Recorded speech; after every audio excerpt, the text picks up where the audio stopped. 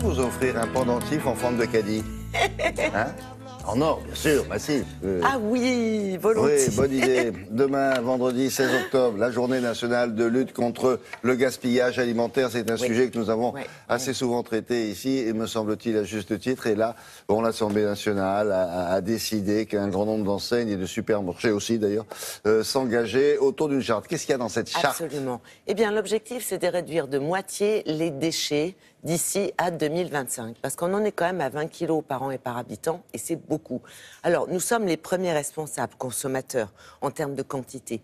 Mais c'est vrai que la grande distribution avait sa part de responsabilité. Donc, les enseignes de distribution se sont engagées à ne pas jeter les invendus, à essayer de les transformer pour leur donner une deuxième vie, parce que vous allez voir que c'est possible avec des produits parfaitement sains, et également à donner aux associations. Alors, c'est vrai que ce n'est pas nouveau dans le sens où certaines enseignes avaient déjà engagé ce type de démarche au sein de différents magasins en France. Mais ce qui est nouveau, c'est la généralisation, c'est-à-dire que ce principe est maintenant établi pour toutes les enseignes de distribution. Donc voilà ce que ça veut dire, par exemple, au niveau de la mise en place et de toutes ces démarches entreprises. Vous allez voir que c'est assez spectaculaire quand on voit ce qui est donné aux associations. Regardez.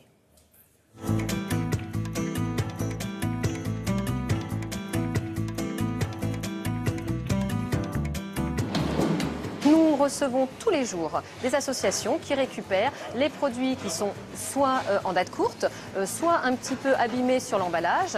Et donc nous leur donnons tous les matins, ils viennent rencontrer nos équipes et on leur distribue tous ces produits-là, tant sur du produit frais que sur de l'épicerie.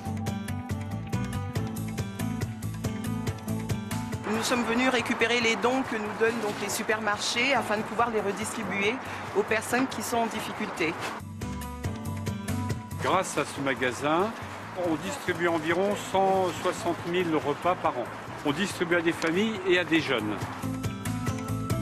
Les actions en magasin, nous avons une première action sur les fruits et les légumes. Donc par exemple une barquette de fruits où le produit est un petit peu abîmé à l'intérieur. On va garder les produits qui sont propres et on va les utiliser en pâtisserie traditionnelle.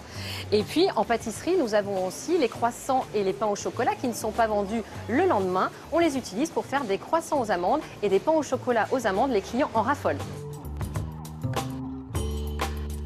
Sur le frais, nous avons deux exemples d'actions. Sur le rayon poisson, nous fonctionnons avec des lots, un acheté, un offert sur des dates courtes.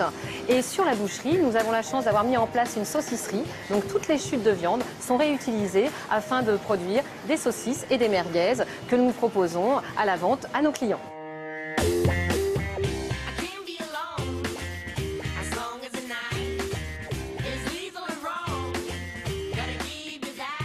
En ce qui concerne les produits périmés, ils sont méthanisés dans des bacs prévus à cet effet.